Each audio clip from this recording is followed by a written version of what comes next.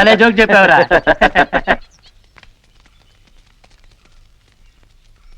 నమస్కారం చంద్రబాబు గారు. మా దగ్గర తీసుకున్న బాకీ ఇవ్వడానికి దిక్కు లేదు, నీ కొడుకు పెళ్లి చేసి తీసుకొస్తావా? పంట చేతికి రాగానే మీ బాకీ తీర్చేస్తాను బాబు. ఏయ్, అదంతా నాకు అనవసరం. నా బాకీ ఇక్కడే ఇప్పుడే తీర్చాలి. బాబు, ఉన్న ఫలంగా బాకీ తీర్చమంటే అంత డబ్బు ఇప్పుడు ఎక్కడి నుంచి తెచ్చేది బాబు?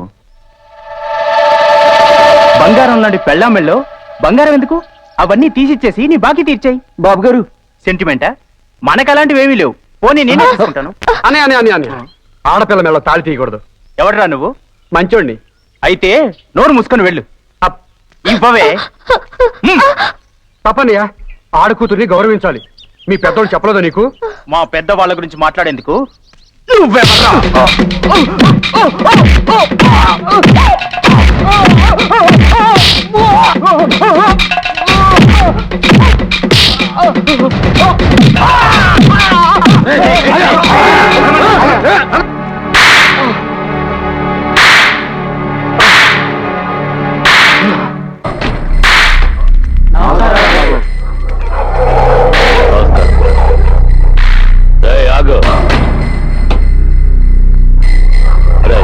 నువ్వు నా కొడుకు భూపతిని ఎందుకు కొట్టావు?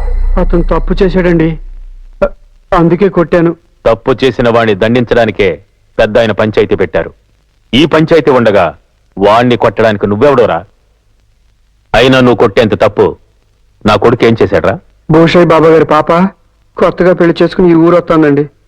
వాళ్ళ ఆయన చేసిన అప్పు తీర్చలేదని మీ అబ్బాయి గారు పాప మెళ్ళలో తాళి తెంచబోయాడండి, అందుకే కొట్టానండి. ఓరి దుర్మార్గుడా, అనాథలకు తాళిదానం చేసి పెళ్లిళ్లు చేయించే వంశవరా మాది. అటువంటిది నా కొడుకు ఆ పిల్ల మెళ్ళలో తాళి తెంచబోయాడంటావా? ఎంత అబద్ధం చెప్పావురా? నేను ఎప్పుడు అబద్ధం చెప్పనండి, కావాలంటే ఆ పాపను అడగండి. ఏమా, వాడు చెప్పేది నిజమా? అదేంటి చెప్పేది? జరిగింది నాకు తెలుసు, నేను చెప్తాను. ఈ పిల్ల మన ఊరికి కొత్త కోడలుగా వస్తుంది. ఈ కుర్రాడు పొలం పని చేయకుండా ఆ పిల్ల పైన పడ్డాడు.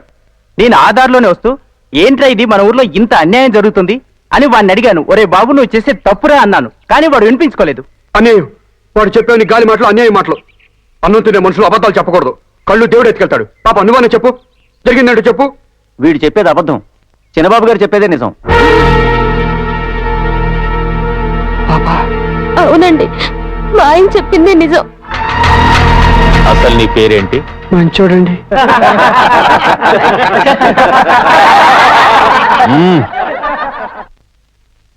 నువ్వు మంచివాడువని ఇక్కడ ఉన్న వారిలో ఏ ఒక్కరు చెప్పినా పెద్ద ఆయన నిన్ను వదిలేమన్నారు. ఏమే, వీడు మంచోడేనా?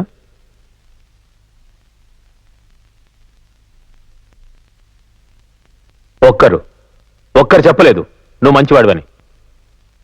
మా ఊరికొచ్చి మా ఊరి పేరు చెడగొడతావా? దీని శిక్ష ఏంటి తెలుసా? తెల్లారేదాకా కొరడాలతో కొట్టండి, బతికుంటే విడిచిపెట్టండి. ఊరు విడిచిపోతాడు. చస్తే అనాథ సేవలకు పూజ చేయండి. ఆపండి,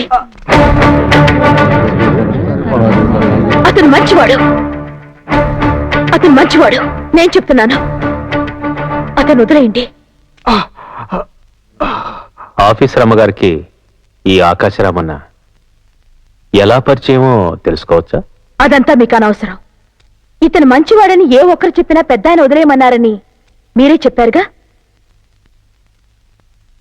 ఆ పెద్ద ఆయన చెప్పిన మాటని ఈ ఊరి పెద్దగా మీరు గౌరవించటం మీకు మర్యాద.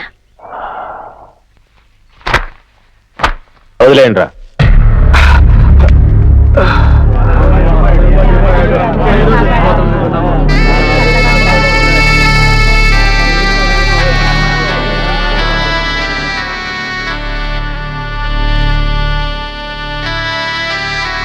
మీరే రాకపోతే నన్ను చంపేసేవారండి. మంచితనానికి చావులేదు. ఎవడో అమ్మా బాబు లేని అనాథ విధవా నీ కన్న కొడుకుని, ఈ జమీందారి ఇంటి వారసుణ్ణి కుక్కలు కొట్టినట్టు కొడితే వాడికి బుద్ధి చెప్పకుండా వదిలేస్తావా? బుద్ధి చెప్పాలనే పంచాయతీ పెట్టా చెల్లెమ్మా. కానీ ఆఫీసర్ అమ్మా నీకు శిక్షించే అధికారం లేదనగానే వదిలేసి వచ్చేసావు అంతేగా? అది కాదు చెల్లెమ్మా, నే వెళ్ళింది పెద్ద ఆయన తరపున కదా అని. పెద్ద అయినా ఇప్పటికీ పెద్ద ఆయన తరఫున ఈ కుటుంబ బాధ్యతల్ని మోస్తున్న నీకు నీ కొడుక్కి ఈ శాస్తి జరగాల్సిందే. మీరింకా అవమానపడాలి. ఎన్ని జరుగుతున్నా ఏమీ పట్టినట్టు ఆయనేమో ఉత్సవ విగ్రహంలో కూర్చుంటాడు.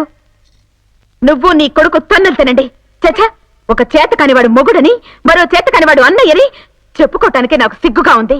ఇంకేం మాట్లాడుకో.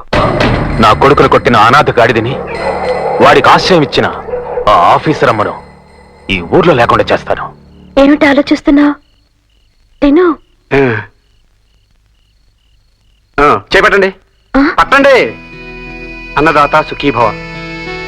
తినండి. ఎవరు నాకు అన్నం పెడతారో వాళ్ళు క్షేమంగా ఉండాలని మొదటి ముద్దు వాళ్ళకే పెడతాను.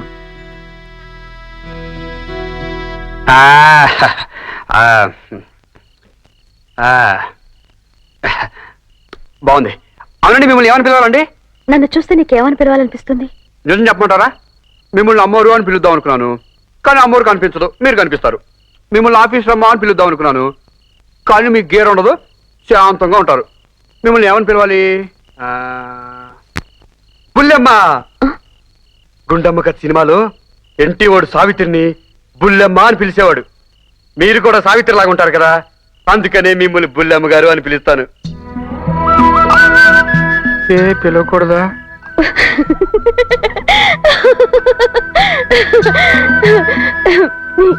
నీకెలా పిలవాలనిపిస్తుందో అలా పిలువు.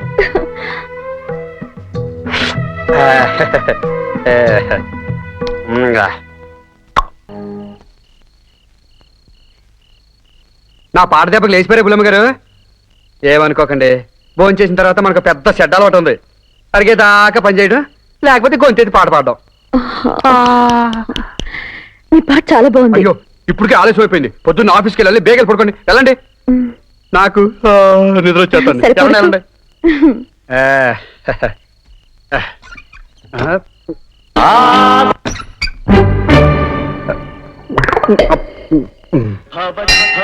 భూతేశ్వరం భూతనాథం శివం శంకరం శంభుమేశానమీడే.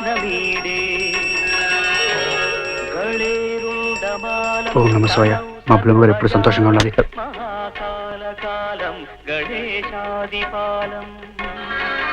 అయ్యా, ఈ అమ్మాయి మన ఊరికి కొత్తగా వచ్చిన రెవెన్యూ ఆఫీసరు. నమస్కారం. మన చిన్నబాబు గారితో గొడవ పడింది ఈ కుర్రాడే బాబు.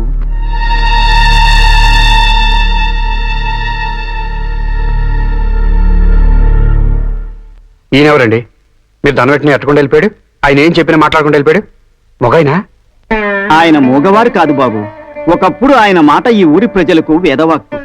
ఆయన పాదం మోపిన చోటు పవిత్ర దేవాలయం. ఆ రోజుల్లో పొరుగ్గా కండువా ధరించి మొదటి పూజ చేయించటానికి ఆయన వస్తూ ఉంటే అప్పుడు చూడాలి ఆయన రాచ టీవీ. పెళ్ళయిన తర్వాత ఏం జరిగిందో ఏమో ఇలా మౌనంగా తయారయ్యారు. భగవంతుడు కొందరికి అన్నీ ఇచ్చి మనశ్శాంతి లేకుండా చేస్తాడు.